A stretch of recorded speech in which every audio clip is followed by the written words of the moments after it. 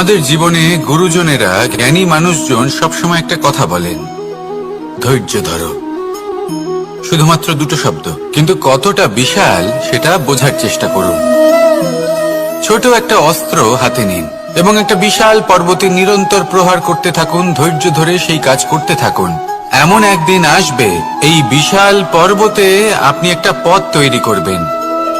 কোনো ধনুর্ধর যখন নিজের বিদ্যা অর্জন করেন, তখন তাকেও ধৈর্য ধরতে হয়, তার নিজেকে সময় দিতে হয়, তবেই সে ধনুর্বিদ্যা শিখতে পারে। সেইভাবে আমাদের জীবনেও ধৈর্য ধরার খুব প্রয়োজন। পরিবারে ধৈর্য রাখতে পারলে তাহলে আস্তে আস্তে দেখবেন প্রেম বৃদ্ধি পাচ্ছে। সমাজে যদি ধৈর্য রাখতে পারেন তাহলে আস্তে আস্তে এই সমাজ আপনাকে সম্মান করবে। যদি নিজের জীবনে ধৈর্য রাখতে পারেন তাহলে নিজে থেকেই আত্মবিশ্বাস বাড়বে, নিজের বিকাশ হবে। জীবনে সবই সম্ভব যদি ধৈর্য রাখতে পারেন। হয়তো আস্তে আস্তে হবে, কিন্তু হবে অবশ্যই। শুধু ধৈর্য রাখুন, কারণ ধৈর্যই সব থেকে বড় পুঁজি। আসুন আর আমার সাথে ভালোবেসে বলুন, রাধা রাধা। আমাদের জীবনে যখনই আমরা কোনো বড় দায়িত্বের সম্মুখীন হই, তখন আমরা তার থেকে দূরে পালাই আর এই অজুহাত দিই যে না না, এত বেশি ভার বহন করার যোগ্যতা আমার নেই, আমি করতেই পারবো না। দেখুন, এই সংসারে ভিন্ন ভিন্ন ধরনের গাছ আছে, ছোট গাছ, বড় গাছ, কিন্তু বটগাছের মতো বড় এবং নিবিড় গাছ আর একটাও নেই। সে নিঃস্বার্থভাবে এই সংসারকে সেবা করে যায়, ছায়া প্রদান করে, শীতলতা প্রদান করে। আর যখন এমন সময় আসে যখন তার উপর বোঝা অত্যন্ত বেড়ে যায়, সে কিন্তু কোনোভাবেই ভেঙে পড়ে না। তখন সে নিজের নিঃস্বার্থ কর্মের ফল লাভ করে, সেই নিঃস্বার্থ কর্ম যা সে করেছে। তার দেহ থেকে ছোট ছোট ঝুড়ি বার হয় এবং তা কাণ্ডের আকার ধারণ করে। সেই কাণ্ড মাটির কাছে পৌঁছয় এবং তারপর তা বটগাছের সহায়ক হয়ে ওঠে। সে ভেঙে পড়ে যায় না। এইভাবে আপনিও জীবনে নিঃস্বার্থভাবে সবার সেবা করুন, ভালোবাসুন, সবাইকে সাহায্য করুন। যেদিন আপনার ওপর বোঝা অত্যন্ত বেড়ে যাবে, সেদিন এই সব মানুষ আপনাকে সাহায্য করার জন্য আসবেন, আপনার শক্তি হয়ে উঠবেন। আর আপনি বটগাছের মতোই মহান এবং বিশাল হয়ে উঠবেন। আসুন আর আমার সাথে ভালোবেসে বলুন, রাধা রাধা। একটা শব্দ আছে, পরিস্থিতি। অনেক মানুষের মুখে আমরা এই শব্দ শুনি। জীবনে যখন অসফল হই, দুঃখ আসে, সংকট আসে, কোনো বিপদ ঘনিয়ে আসে, তখন সমস্ত দোষ আমরা পরিস্থিতির ওপর চাপিয়ে দিই। আর দেখতে গেলে কোথাও না কোথাও ঠিকই করি। এই পরিস্থিতি প্রত্যেক দিনের মতো পাল্টাতে থাকে, কিন্তু এই দিন, এই রাত, এমন কেউ আছেন যিনি এর উপরেও নিয়ন্ত্রণ সাধন করেন, আর তিনি হলেন সূর্য। ঠিক সেই রকমই আমাদের জীবনেও সূর্য হলো এই মন। যদি এই মনের উপর আমরা নিয়ন্ত্রণ করতে পারি, তাহলে আমরা জীবনকেও নিয়ন্ত্রণ করতে পারবো। প্রথমে এই মনের রাজা হয়ে উঠতে হবে। তাই মনে রাখবেন, যদি মন দুর্বল হয় তাহলে পরিস্থিতি আমাদের সমস্যা বলে মনে হবে।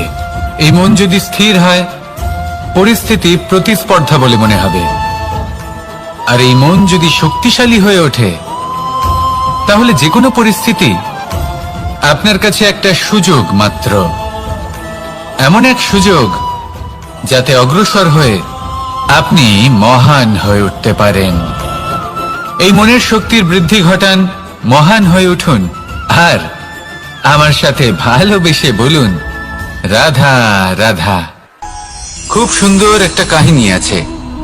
একবার এক ব্যক্তি নিজের অসফলতার জন্য ত্রস্ত হয়ে সময় দেবতার তপস্যা করতে বসলেন। উনি তপস্যা করলেন এবং সময় দেবতা প্রসন্ন হলেন, মানুষের রূপ ধারণ করে ওনার সামনে প্রকট হলেন। এবার সেই ব্যক্তি ওনাকে জিজ্ঞেস করলেন যে কি এমন আছে যার জন্য আপনি বারবার জয়ী হন আর আমি চিরকাল পরাজিত হয়ে থাকি? কেন এত পরিশ্রম করা সত্ত্বেও আমি সাফল্য লাভ করতে পারি না? তখন সময় দেবতা উত্তর দিলেন যে দিন হোক বা রাত, ঝড় হোক বা ভূমিকম্প, রোদ হোক বা বৃষ্টি হোক, সময়ের সূত্রপাত হোক বা প্রলয়, আমি থামি না, আমি চলতেই থাকি। আর সেই জন্য যিনি থেমে যান তিনি পরাজিত হন, আর আমি জয়ী হই। এটাই আমাদের শিখতে হবে। জীবনে সবসময় চলতে থাকুন, কখনো থামবেন না। হ্যাঁ, কিছুক্ষণের জন্য বিরতি নিতে পারেন, বিশ্রাম করার জন্য, নিজেকে আরো সশক্ত করে তোলার জন্য, কিন্তু থেমে যাবেন না। নিরন্তর কর্ম করতে থাকুন, পরিশ্রম করতে থাকুন, তবেই এই সংসার আপনাকে মনে রাখবে। আসুন আমার সাথে ভালোবেসে বলুন, রাধা রাধা। মানুষ তার জীবনে দুই ধরনের পরিস্থিতিকে খুব ভয় পায়। এক, কোনো কারণবশত কারোর সামনে নত হওয়া। দুই, কোনো কারণে নিজের চরিত্র থেকে, নিজের মূল্যবোধ থেকে বিচ্যুত হওয়া। এবার কেন হয় এরকম যে কথায় কথায় কারোর সামনে নত হতে হয়? কেন বারংবার নিজের চরিত্র থেকে চ্যুত হতে হয়? এরকম কেন হয়? এটা তখনই হয় যখন আমাদের শিক্ষা এবং মূল্যবোধের অভাব থাকে। যদি মানুষের মধ্যে প্রকৃত শিক্ষা থাকে, তাহলে এই সংসারে কোনো সময় এবং কারোর সামনেই নত হওয়ার কোনো প্রয়োজন নেই। যদি মানুষের মধ্যে মূল্যবোধ থাকে, তাহলে তাকে নিজের মূল্যবোধ বা চরিত্র থেকে বিচ্যুত হতে হয় না, তা সে যাই হয়ে যাক না কেন। কোনো বালককে যদি জন্ম থেকেই সুশিক্ষার অধিকারী করা হয়, শিক্ষিত করা হয়, মূল্যবোধের অধিকারী করা হয়, তবে সে এই সংসারে এমন কর্ম করবে যাতে সে নিজেকে, নিজের পরিবারকে, সমগ্র সমাজকে গর্বিত করতে পারে। শিক্ষা লাভ করুন, মূল্যবোধ লাভ করুন, এবং আমার সাথে ভালোবেসে বলুন, রাধা রাধা। আমাদের সকলের জীবনে একটা লক্ষ্য থাকে যেটা আমরা লাভ করতে চাই। ঠিক যেন একটা প্রতিস্পর্ধা বিদ্যমান যে কে সব থেকে আগে নিজের লক্ষ্যে পৌঁছতে পারবে। আর সেই জন্য আমরা সকলেই খুব তাড়াতাড়ি এগোতে চেষ্টা করি, বড় এবং দীর্ঘ পদক্ষেপ ফেলি, যাতে তাড়াতাড়ি নিজের লক্ষ্যে পৌঁছতে পারি। কিন্তু এক অত্যন্ত গুরুত্বপূর্ণ বিষয় আছে, সবসময় লক্ষ্য সামনে থাকবে না, কখনো কখনো তা খুঁজতে হয়। এই যাত্রা খুব কঠিন হতে পারে, আর ঠিক এই কারণেই সবসময় দ্রুত গতিতে চলা বা তাড়াতাড়ি পথে চলা সেটা আবশ্যক নয়। তার থেকেও বেশি গুরুত্বপূর্ণ হলো ভেবেচিন্তে তারপর পথ চলা। যদি ভেবেচিন্তে পদক্ষেপ ফেলেন, চলতে পারেন, তাহলে সেটাই সর্বশ্রেষ্ঠ পদক্ষেপ। কখন কোন দিকে যেতে হবে, কখন কোথায় দিক পাল্টানো যাবে না, কখন গতি বেশি রাখতে হবে, কখন কম, কখন থামবো, কখন চলবো, এই সব কিছুর বিষয়ে জ্ঞান অত্যন্ত গুরুত্বপূর্ণ, এবং ভেবে চিন্তে চলতেই হবে। সেই জন্য শুধু তীব্র গতিতে সামনে এগোলে চলবে না, ভাবনা চিন্তা করে এগোতে হবে। আসুন আমার সাথে ভালোবেসে বলুন, রাধা রাধা। পায়েস হলো আমার বিশেষ প্রিয়। এর মধুর স্বাদ মনকে প্রফুল্ল করে তোলে। ছোটবেলায় মা আমার জন্য পায়েস বানাতেন এবং আমাকে বলতেন যে গরম থাকতে থাকতে খেয়ে নে কানাই, ঠান্ডা হয়ে গেলে ভালো লাগবে না। কিন্তু আমিও দুষ্টু ছিলাম, ঠান্ডা হওয়া পর্যন্ত অপেক্ষা করতাম, আর ঠান্ডা হয়ে যাওয়ার পরে মার কাছে যেতাম আর ওনাকে বলতাম যে মা, পায়েস তো ঠান্ডা হয়ে গেছে, এটা গরম করে দিন। তখন মা হাসতেন আর বলতেন যে পায়েস না হয় আমি আবার গরম করে দেব কানাই, কিন্তু এর মধুর স্বাদ, সেই মিষ্টত্ব, সেই সুবাস, সেটা আবার ফিরে আসবে না। কথাটা সত্যি, আর এই সত্যটাই আমাদেরও জীবনের সত্য। আমাদের জীবনের মধুর সম্পর্কগুলি, এতে যখন কটুভাব প্রবেশ করে তখন সেই মিষ্টত্ব ফিরিয়ে আনা প্রায় অসম্ভব ব্যাপার হয়ে যায়। আপনি চেষ্টা করে সেই সম্পর্ক ঠিক করতেই পারবেন, তার জন্য অগাধ পরিশ্রম করতে হবে, কিন্তু আবার সেই মিষ্টত্ব কখনো ফিরে আসবে না। সেই জন্য আপনার জীবনের যে মধুর সম্পর্ক আছে, যতটা সম্ভব চেষ্টা করুন তাতে মিষ্টত্ব বজায় রাখতে। কটুভাব আসতে দেবেন না। আসুন আর আমার সাথে মধুর স্বরে বলুন, রাধা রাধা। শব্দ, শব্দ আসলে কি? শুধুই কয়েকটি অক্ষরের সমষ্টি, নাকি আমাদের বাণী, এই শব্দ এমন এক শক্তি যা কাউকে এই নিজের বশবর্তী করে ফেলতে পারে। শব্দ এমন এক অস্ত্র যা কাউকে ক্ষত বিক্ষত করে দিতে পারে। এই শব্দ হলো একটি নাদ স্বরূপ যা কোনো ঘুমন্ত ব্যক্তিকেও জাগিয়ে তুলতে পারে এবং নিজের লক্ষ্যের দিকে অগ্রসর করতে পারে। শব্দে এত শক্তি আছে যে কারোর মনে এতটা আঘাত দিতে পারে যে সে হয়তো জীবনে আর কখনো এগোতেই পারল না। তাহলে এই শব্দের প্রয়োগ খুব ভেবেচিন্তে করবেন। এবং এই শব্দের মতোই হলো নীরবতা। অনেক সময় এই নীরবতা আমাদের সহায়ক হয়ে ওঠে। অনেক সময় এটা আমাদের অনুশোচনাকে অনেক বেশি বাড়িয়ে তুলতে পারে। ভীষ্ম পিতামহ, অঙ্গরাজ কর্ণ যখন দ্রৌপদীর বস্ত্রহরণ হচ্ছিল তখন এনারা নীরব ছিলেন। দুর্যোধনের বিরোধিতা করেননি, ওকে বাধা দেননি। আর তারপর কি হলো সেটা আপনারা সকলে জানেন।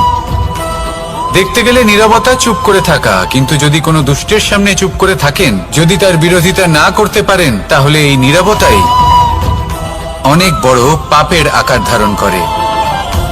মনে রাখবেন আর আমার সাথে ভালোবেসে বলবেন, রাধা রাধা। আভূষণ। কার না ভালো লাগে এই আভূষণ? আমরা পরিশ্রম করি, ধন অর্জন করি আর আভূষণ কিনে থাকি, কখনো নিজের জন্য, কখনো বা তাদের জন্য যাকে আমরা ভালোবাসি, বা তাদের জন্য যাকে আমরা সম্মান করি। হয়তো সেই জন্যই সীতা চূড়ামণি ধারণ করেছিলেন এবং আমি সামন্তকমণি। কিন্তু এটাই কি সেই প্রকৃত আভূষণ যা আপনার মূল্য বৃদ্ধি করে? না।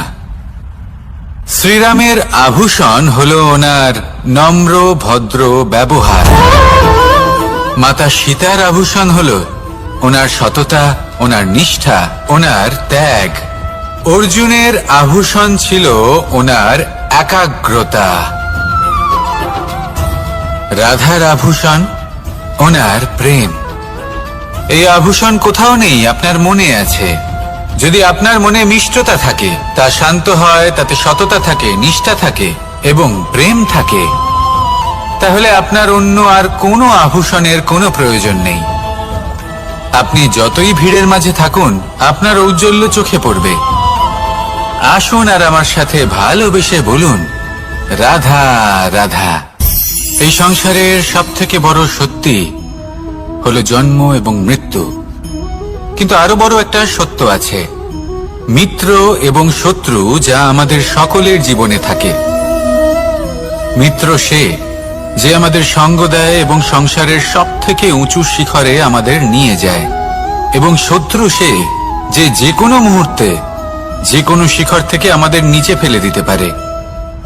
এবার বিচিত্র ব্যাপার হলো এটাই যে আমরা নিজেরাই এদের সাথে নিয়ে চলি, নিজেরাই এদের পালন করি। তা কি করে?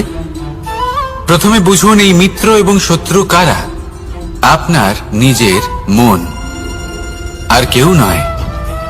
এই মনই হলো মিত্র যখন তাতে ভারসাম্য বজায় থাকে, তা নিয়ন্ত্রিত থাকে, তা পবিত্র হয়। কিন্তু যদি এই মন অনিয়ন্ত্রিত হয়ে পড়ে, যদি আপনাকে সে নিয়ন্ত্রণ করতে শুরু করে, তখন সেই আপনার সবথেকে বড় শত্রু হয়। সেই জন্য এই মনের ওপর নিয়ন্ত্রণ রাখতে শিখুন, এতে ভারসাম্য বজায় রাখতে শিখুন। তাহলে আপনি এমন এক বন্ধুকে পাবেন যে আপনাকে এই সংসারের শিখরে পৌঁছে দেবে। আসুন আমার সাথে ভালোবেসে বলুন, রাধা রাধা। ঈশ্বর আসলে কে? সংসারের বেশিরভাগ মানুষের কাছে ঈশ্বর হলেন এই সংসারের রচয়িতা, পালনকর্তা। কারোর কাছে উনি জ্ঞাতা, কারোর কাছে উনি হলেন আস্থার প্রতীক, আবার কারোর জন্য শুধুমাত্র অন্ধ বিশ্বাস। কিন্তু এই ঈশ্বর কি কোনো শরীর, নাকি একটা বোধ, নাকি শুধুই শ্রদ্ধা? ঈশ্বর হলেন তিনি যিনি হলেন আপনার ইষ্ট। সেই জন্যই তো গুরু, মাতা, পিতা এনাদেরও ঈশ্বরই বলা হয়েছে।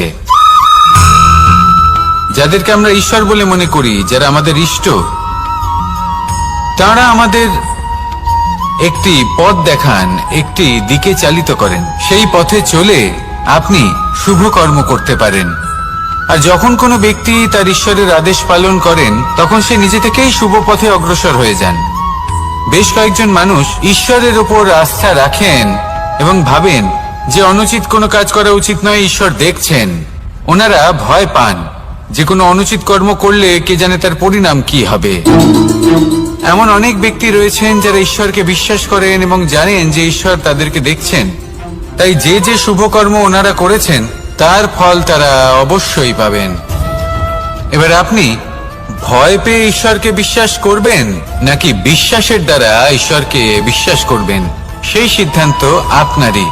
কিন্তু হ্যাঁ, যদি আপনার মনে ঈশ্বরের জন্য কোনো স্থান থাকে, যদি আপনার কোনো ইষ্ট থাকেন, যদি আপনি কাউকে ঈশ্বর মনে করেন যার প্রত্যেক আদেশ আপনি পালন করে থাকেন, তাহলে বলি ঈশ্বর কখনো আপনাকে অনুচিত পথে চালিত করবেন না। আসুন আমার সাথে ভালোবেসে বলুন, রাধা রাধা। এই সংসারে ভিন্ন ভিন্ন ধরনের গাছ আছে, অসংখ্য ধরনের প্রজাতি আছে। কিছু গাছ পাতা দিয়ে থাকে, কিছু ফুল, কিছু ফল। কেউ ছায়া প্রদান করে, কেউ শীতলতা প্রদান করে, কেউ নিজেকে খুব কষ্ট দিয়ে এই সংসারের বিকাশে সহায়ক হয়ে ওঠে। কিন্তু এই সবার মধ্যে একটা বিষয় কিন্তু সমান, এরা প্রত্যেকেই পাতা ছাড়া, ফুল ছাড়া, ফল ছাড়া জীবিত থাকতেই পারে, কিন্তু কোনো বৃক্ষই শিকড় ছাড়া বেঁচে থাকতেই পারে না। এটাই হলো রাধার। ঠিক সেইভাবেই আমাদের জীবনে শক্তি হোক, ধন হোক বা সাফল্য হোক, আমাদের পরিবারের প্রসন্নতাই হোক, এই সব কিছুর আধার হলো, সবকিছুর মূল হলো পরিশ্রম। তাই জীবনে চিরকাল পরিশ্রম করতে থাকুন। যদি আপনি জীবনে মহান হবার পথে অগ্রসর হতে চান, তাহলে পরিশ্রম করুন। এই পরিশ্রম দ্বারাই নিজের পরিবারকে প্রসন্ন করুন, নিজের বন্ধুদের প্রসন্ন করুন, এই সমাজকে গর্বিত করুন। আসুন আমার সাথে ভালোবেসে বলুন, রাধা রাধা। কখনো কোনো বাগানের কোনো বৃক্ষকে দেখেছেন যেখানে সুগন্ধি ফুল থাকে, রসালো ফল থাকে? তখন মন প্রফুল্ল হয়ে ওঠে, মন থেকে সেই বৃক্ষের প্রতি ভালোবাসা জন্মায়।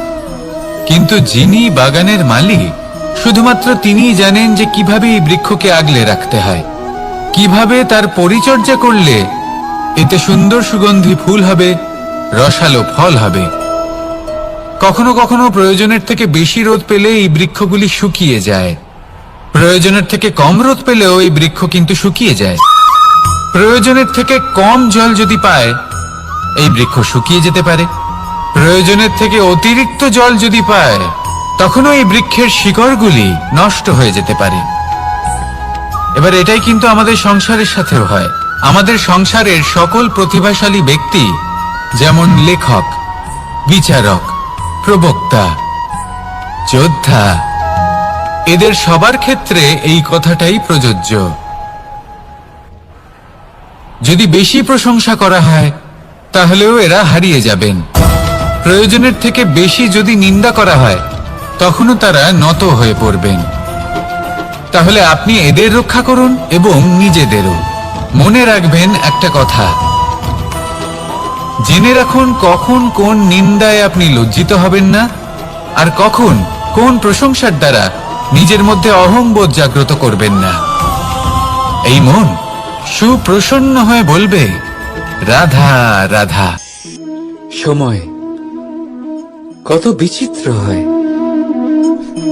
সময় আমাদের পক্ষে থাকলে আমরা নিজেদের রাজা মনে করে নিই, আর সেই সময় যদি বিপক্ষে চলে যায়, তাহলে নিঃস্ব হতে সময় লাগে না। তাই মানুষের একটা অভ্যেস আছে, খারাপ সময়ের জন্য কিছু সঞ্চয় করা। আত্মীয়, বন্ধু খারাপ সময় পাশ থেকে সরে যায়। যশ, মান প্রতিকূল সময় চিরস্থায়ী হয় না। তাই মানুষ মনে করে অর্থ সঞ্চয় করাই শ্রেয়।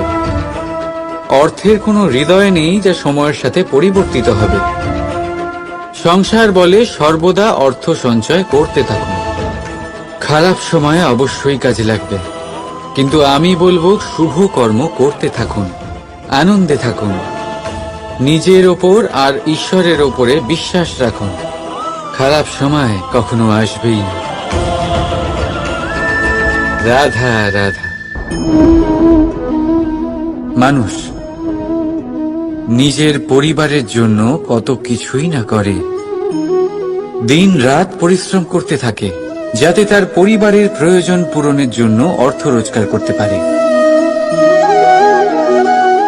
কিন্তু শুধু অর্থ রোজগার করাটাই কি যথেষ্ট? আপনি বলবেন হ্যাঁ, নিশ্চয়ই। অর্থ দিয়ে সবকিছু পাওয়া যায়, বিদ্যা পাওয়া যায়, বাড়ি পাওয়া যায়, ওষুধ পাওয়া যায়, আর কত কিছুই না পাওয়া যায়। এই সব একটা পর্যায় পর্যন্ত সঠিক, কিন্তু একটু মন দিয়ে ভেবে দেখুন, যখন কোনো শিশু অসুস্থ হয়ে পড়ে তখন সে ওই তিক্ত ওষুধ কেন খেয়ে নেয়? এই জন্য কারণ ওর পিতা সেই ওষুধ অর্থ দিয়ে কিনেছে? না, বরং এই জন্য কারণ তার পিতা যে তার সামনে দাঁড়িয়ে, তার ওপরে তার বিশ্বাস আছে। বিশ্বাস আছে যে উনি তার কিচ্ছু হতে দেবেন না। এই বিশ্বাস, এই সংস্কার, এই শিক্ষা কখনো অর্থ দিয়ে পাওয়া যায় না। এটা পাওয়া যায় সেই সময় থেকে যা মাতা পিতা তাদের সন্তানের সাথে কাটিয়েছেন। তাই জীবনে অর্থ অবশ্যই উপার্জন করুন, কিন্তু নিজের পরিবারকেও সময় দিন, আনন্দ পাবেন। রাধা রাধা। প্রকৃতি মানুষকে এক বিশেষ শক্তি দিয়েছে, অন্য জীবের থেকে বেশি শক্তি দিয়েছে, স্মরণ শক্তি।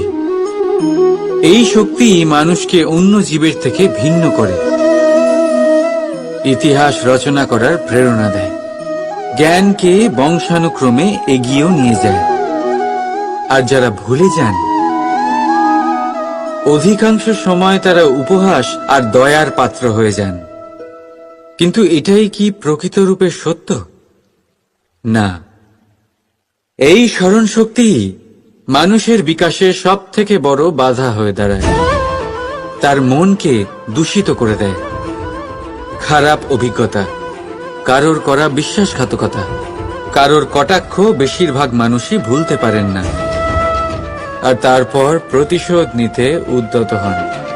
প্রথমে সময় নষ্ট করেন প্রতিশোধের প্রস্তুতিতে, আর তারপর সময় নষ্ট করেন প্রতিশোধ নেওয়ার সুযোগ খুঁজতে। যদি সন্তুষ্টি পেতে চান, যদি জীবনে আনন্দ পেতে চান, তাহলে স্মরণ শক্তির সদ্ব্যবহার করুন। নিজের স্মরণ শক্তিকে চালনা করুন শুধুমাত্র ভালো কথা আর ভালো স্মৃতির দিকে। জীবনে আনন্দ পাবেন। রাধা রাধা। জীবন কি? এই জীবন আমরা জন্ম নিই, বড় হয়ে উঠি, আমাদের মা বাবা আমাদের পালন করেন, তারপর তাদের অর্থ দিয়ে আমাদের বাল্যকাল কাটে, আমরা আরো বড় হই, বিবাহ বন্ধনে আবদ্ধ হই, আমাদেরও সন্তান হয়, আমরা তাদের পালন করি, তারপর আমরা বৃদ্ধ হই, আর একদিন এই সংসার ছেড়ে আমরা সকলে চলে যাই। এটাই কি জীবন? আপনার মনে এই প্রশ্ন হয়তো অনেকবার জেগেছে, তাই না? এবার একটু জলের যাত্রাপথ লক্ষ্য করুন। সাগর থেকে বাষ্প হয়ে ওঠে এই জল, মেঘ হয়ে ঝরে পড়ে সে, তারপর নদী হয়ে আবার সাগরে মিলিয়ে যায়। কিন্তু কখনো এই প্রশ্ন করে না যে তার জীবন কি, তার উদ্দেশ্য কি। প্রতিটা মুহূর্ত বাঁচে সে, আর অন্যদের যতখানি সম্ভব সাহায্য করে। যখন সাগরে থাকে তখন অসংখ্য জীবকে জীবন দান করে। যখন সাগর থেকে বাষ্প হয়ে মেঘ হয়ে যায়, তখন চাষিদের মনে এই আশা জাগায় যে ফসল আবার ফলবে। যখন বর্ষা হয়ে ঝরে পড়ে, তখন এই শুকনো তৃষ্ণার্ত ধরিত্রীর তৃষ্ণা মেটায়। আর যখন নদীতে থাকে, তখন তার পাড়ে নানান গাছপালার জন্ম দেয়। কিন্তু ভাবুন, জল কি কখনো এটা ভাবে যে তার জীবন কি বা তার জীবনের উদ্দেশ্যটাই বা কি? না, সে শুধু নিজের ধর্ম পালন করে যায় আর যতটা সম্ভব সবাইকে আনন্দ প্রদান করতে থাকে। সেই জন্যই জীবনে কখনো এই প্রশ্ন করবেন না যে এই জীবন কি, এই জীবনের উদ্দেশ্য কি। শুধু এই জীবন বাঁচুন আর যতটা সম্ভব সবাইকে আনন্দ প্রদান করুন। মন প্রসন্ন হয়ে বলবে রাধা রাধা। কখনো বৃষ্টির জন্য হওয়া কাদার মধ্যে দিয়ে আপনি নিজের বাড়ি ফিরেছেন? পাদুকা পরার জন্য আপনি ওই কাদা থেকে অবশ্যই বেঁচে যান, কিন্তু সেই পাদুকা থেকে আগত নোংরা কাদার ছিটে আপনার বস্ত্রকে ময়লা করেই দেয়। কিন্তু তাও সেই ছিটের জন্য আপনার বস্ত্র ময়লা হয়ে যাবে, সেই জন্য আপনি পাদুকা পরা ছেড়ে দেন না। ঠিক সেইভাবেই জীবনে এমন কিছু মানুষও আসেন যারা পাদুকার মতো হন, যারা আপনাকে কাদার থেকে বাঁচিয়ে নেন, কিন্তু বস্ত্ররূপী আপনার মনের উপরে আশঙ্কার দাগ ছেড়ে যান। এইসব মানুষের জন্য নিজের মন ছোট করার কোনো প্রয়োজন নেই। প্রয়োজন আছে শুধু এটা ভাবার যে আপনি নিজের পা কাদার থেকে বাঁচাবেন নাকি আপনার বস্ত্র। জীবনে গম্ভীর হওয়া ভালো কথা, কিন্তু সমস্ত বিষয় যদি গম্ভীরভাবে ভাবতে থাকেন তাহলে জীবনের আনন্দটাই শেষ হয়ে যাবে। এই সংসার অস্থায়ী, এখানে এমন কিছুই নেই যা চিরকাল জীবিত থাকবে।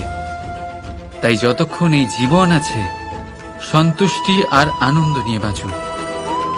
নিজের ওপর আগত কাদার ছিটের দিকে মন দেবেন না, শুধু আনন্দ বিতরণ করুন। মন প্রসন্ন হয়ে বলবে রাধা রাধা। আজ আপনাকে একটা গল্প শোনাচ্ছি।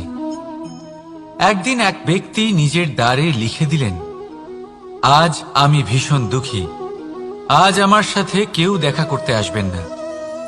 কিছুক্ষণ পরে তার এক বন্ধু এলো, সে সেই লেখা পড়ল, তাও গিয়ে তার সাথে দেখা করল। সে বলল, আমি লেখাপড়া জানি না, কিন্তু আমার বন্ধুর মনের এই বেদনা, এটা আমাকে সবসময় ডাক দেয়। এরাই হলো আসল বন্ধু।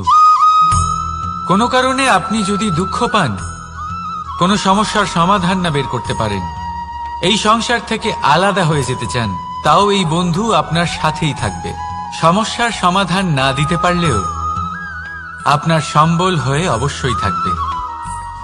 হয়তো আপনার দুঃখ কম করতে পারবে না, কিন্তু আশার আলো অবশ্যই দেখাবে। যখন আপনি সংসারের থেকে আলাদা হয়ে যান, তখনও আপনার সাথে যুক্ত থাকে আপনার এই বন্ধু, আসল বন্ধু। এবারে আমরা মানুষেরা বড়ই বিচিত্র। তারা সব সময় যে কোনো জিনিসের মাহাত্ম্য দুবার বুঝতে পারে। এক, তা পাওয়ার আগে। দুই, তা হারাবার পরে। এবারে ঠিক এরকমই আমাদের বন্ধুরাও হয়। যদি আজ আপনার বন্ধুরা আপনার সাথে থাকে, তাদের প্রতি কৃতজ্ঞ থাকুন, তাদের প্রসন্ন রাখুন, তাদের মাহাত্ম্য বুঝুন। কারণ একবার আপনি এদের হারালে অনুতাপ করলেও আর এদের ফেরত পাবেন না। তাই ভালোবাসুন, বন্ধুত্ব বজায় রাখুন, আর আমার সাথে প্রসন্ন হয়ে বলুন রাধা রাধা। আমাদের মধ্যে বহু মানুষ মাঝে মাঝে নিজেকে অকর্মণ্য মনে করি, ভেবে নিই যে এত চেষ্টা করার পরেও কিছুই পেলাম না, আর হয়তো পরেও কিছুই পাব না। আর সেই জন্য নিজের জীবনের সমস্ত বোঝা অন্য কারোর কাঁধে চাপিয়ে দিই, নিজের ওপরে বিশ্বাস হারিয়ে ফেলি। কেন বুঝতে পারেন না এই কথাটা? যে যতক্ষণ না পায়ে কোনো কাঁটা ফুটবে, ব্যক্তি কি করে বুঝতে পারবে যে এরপর থেকে নিচে তাকিয়ে চলতে হবে। সূর্যকে নিজে জ্বলতে হয় যাতে বাকিদের প্রকাশ দিতে পারে সে। রাতের অন্ধকারের সাথে লড়াই করার জন্য চন্দ্রিমাকে আকাশে একা উজ্জ্বল হতে হয়। নদী নিজের যাত্রা কি করে করে, নিজের পথ কি করে নির্মাণ করে, সে পাথরের সাথে লড়াই করে তা বানায়। যদি স্বয়ং আপনি নিজের সাহায্য করতে অক্ষম হন, তাহলে নিশ্চিতভাবে আপনার এই জীবন ব্যর্থ হয়ে যাবে। তাই মনে রাখবেন, এই সংসারে নিজের জীবনের ভার নিজের কাঁধেই বহন করতে হয়। অন্যের কাঁধের ওপর শুধুমাত্র পরলোক যাত্রা হয়। সেই জন্য এই সংসারে জীবিত সেই যে আত্মনির্ভর।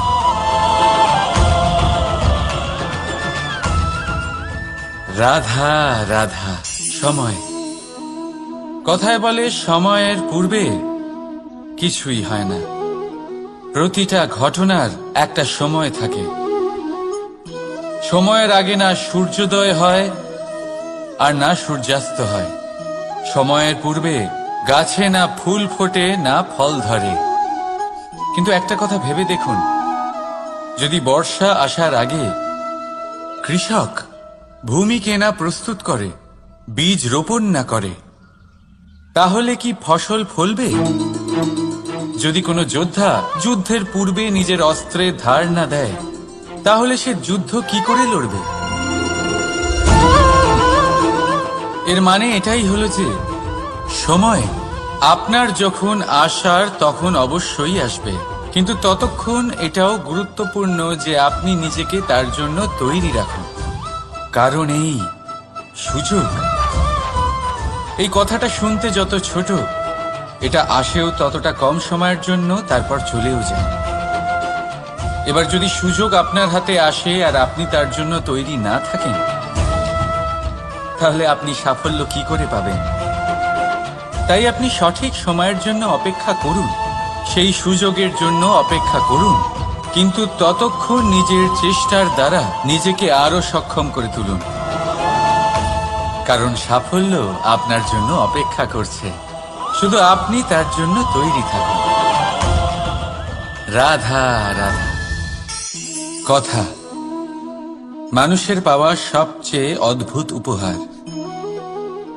এই কথাই মানুষকে এই সংসারের সমস্ত প্রাণীর থেকে ভিন্ন করে তোলে, সংসারের সবচেয়ে উপরে নিয়ে যায়। এই কথার কারণেই আমরা একে অপরের সাথে ভাব আদান প্রদান করি।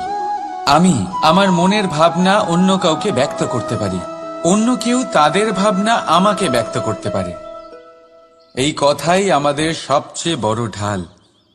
এবারে দেখুন, আপনি নিশ্চয়ই লক্ষ্য করেছেন, কারোর কথা মধুর হলে লোকে তাকে ভালোবাসে, তাকে নিজের বন্ধু বানায়। সেইভাবেই যদি কারোর কথা কঠোর হয়, তাহলে লোকে তাকে ঘৃণা করে, তাকে নিজের শত্রু মনে করে। এই কথাই ভাষা হয়ে আমাদের ইতিহাস রচনা করে। তবে আমরা কি সত্যি বাণীর বিষয়ে অতটাই ভাবি যতটা আমাদের ভাবা উচিত? ভেবে দেখুন, মানুষের কথা বলতে শিখতে কত সময় লাগে। কোনো বালক 1.5 বছর বয়সে কথা বলতে শেখে, কেউ 2 বছরে, কেউ 3। এবার দেখুন, মানুষ 1.5 বছর বয়সে কথা বলতে শিখে গেলেও তার কি বলা উচিত এটা সারা জীবনেও শিখতে পারে না। এর উপরে মনোনিবেশ করুন, এটা বোঝবার চেষ্টা করুন কি বলা উচিত। নিজের কথা শুদ্ধ করুন, নিজের কথা মধুর করুন, আর সেই মধুরতার সাথে আমার সঙ্গে বলুন, রাধা রাধা। এই লক্ষ্য আসলে কি? এই লক্ষ্য তাই যা আমরা পেতে চাই। এই সংসারে সুখী কে হয়? সুখী সেই যে তার লক্ষ্য পেয়ে গেছে। দুঃখী কে হয়? দুঃখী সেই যে তার লক্ষ্য এখনো পায়নি। এবারে প্রশ্ন এখন এটাই যে লক্ষ্য সবাই পেতে চায়, লক্ষ্য পাওয়ার জন্য সবাই প্রাণপণ চেষ্টাও করে, তাহলে সবাই তাদের লক্ষ্যে পৌঁছতে পারে না কেন? ঠিক আছে, কোথাও না কোথাও কিছু না কিছু কমতি থেকেই যায়, যাই বাধা থাক। আজকে আমি আপনাকে একটা উপায় বলবো এই লক্ষ্য পাওয়ার জন্য। একটা কাগজ নিন, তাতে একটা চিহ্ন বানান, সেটাই হবে আপনার লক্ষ্য। এবারে সেই লক্ষ্যে পৌঁছানোর একটা পথ বানান। এবারে এই যাত্রাকে ভিন্ন ভিন্ন ভাগে বিভাজন করে দিন। এবারে এটা হলো আপনার পরিকল্পনা। এবার এই পরিকল্পনা ক্রমানুসারে আপনি পালন করতে থাকুন, এটাই হবে আপনার চেষ্টা। এবার এইভাবে যদি আপনি চেষ্টা করতে থাকেন, যাই আপনার কল্পনা হোক না কেন, তা বাস্তব অবশ্যই হবে। তাহলে এই কল্পনাকে বাস্তবে রূপান্তরিত করুন। এইভাবেই নিজের পরিকল্পনা পালন করতে থাকুন। আপনার যাই কল্পনা থাকুক বা যাই লক্ষ্য থাকুক, তা বাস্তবে পরিণত হয়ে আপনার হাতে অবশ্যই আসবে। রাধা রাধা। বাবার এক মিত্র ছিলেন, বড়ই দুঃখী ছিলেন, বিপদে পড়েছিলেন। কি করবেন? ব্যবসা ভালোভাবে চলছিল না, বাড়িতে শান্তি ছিল না, সমস্ত জায়গায় ক্ষতি হচ্ছিল। তাই উনি একজন জ্যোতিষীকে দেখালেন। জ্যোতিষী বললেন, আপনার যে বাড়ি আছে সেটা আপনার জন্য অশুভ, আপনার এই বাড়ি পাল্টে ফেলুন। উনি বাড়ি পাল্টে ফেললেন, তবুও ওনার সমস্যার সমাধান হলো না। তারপর একজন জ্ঞানী ব্যক্তি ওনাকে বললেন যে আপনার জামা কাপড়ের যে রং, সেটা বিপদকে আমন্ত্রণ জানাচ্ছে, এই জামা কাপড়গুলিকে পাল্টে ফেলুন। উনি সেগুলো পাল্টে ফেললেন, তাও সমস্যার সমাধান হলো না। আবার একজন জ্ঞানী ব্যক্তি বললেন যে আপনার আশেপাশে যে মানুষজন রয়েছে, তারা এটা চায় না যে আপনি সফল হন, তারা আপনার ক্ষতি চায়, তাদের সাথে সমস্ত সম্পর্ক ভেঙে ফেলুন। তো উনি সম্পর্ক ভেঙে ফেললেন, কিন্তু তাতেও ওনার জীবনে কোনো পরিবর্তন এলো না। তার মানে তিনি বাড়ি পাল্টালেন, জামা কাপড় পাল্টালেন, সম্পর্ক পাল্টালেন, যেটা পাল্টালেন না তা হলো স্বভাব। এই যে স্বভাব, এটা অত্যন্ত গুরুত্বপূর্ণ। এই স্বভাবই আপনার ব্যক্তিত্ব তৈরি করে। তাই নিজের স্বভাব শুধরে ফেলুন, তাতে ভালো পরিবর্তন আনুন, সব কিছু ভালোই হবে। রাধা রাধা। ক্রোধ। লোকে বলে যে এই ক্রোধ পাপেরই মূল, কিন্তু সত্যি কি এই ক্রোধ পাপের মূল? একটু ভেবে দেখুন, এই ক্রোধ বাস্তবে আসলে কি? এই ক্রোধ একটা অনুভূতি যা আপনার মধ্যে হঠাৎই অসীমিত তেজ সঞ্চালন করে। এবারে আমি আপনাকে কিছু উদাহরণ দিচ্ছি যাতে আপনি বুঝতে পারেন যে ক্রোধ আপনার জন্য ভালো কি না। যদি কারোর সাথে অন্যায় হয় আর এটা দেখে আপনার ক্রোধ হয়, আর এই ক্রোধ আপনাকে তার সাহায্য করতে প্রেরণা যোগায়, তাহলে এই ক্রোধ অবশ্যই ভালো। যদি কোথাও আপনি দেখেন যে কোনো নারীর উপরে অত্যাচার হচ্ছে আর সেটা দেখে আপনার ক্রোধ হয়, আর এই ক্রোধ আপনাকে তার সাহায্য করতে সাহস যোগায়, তাহলে এই ক্রোধ অবশ্যই ভালো। যদি এই সংসারে কোথাও আপনি কোনো অনৈতিক কাজ বা ছলনা দেখেন আর আপনার তাতে ক্রোধ না হয়, কিছুই অনুভব করেন না, তাহলে এটা কাপুরুষতা। তার মানে এটাই যে আপনি আপনার মনুষ্যত্ব হারিয়ে ফেলেছেন। তাই এটা বোঝার চেষ্টা করুন, আপনার ক্রোধের তেজের ব্যবহারের ওপরে নির্ভরশীল হল এই ক্রোধ আপনার জন্য পাপের সমান, নাকি এই ক্রোধ আপনার জন্য পুণ্যের স্থাপক। রাধা রাধা।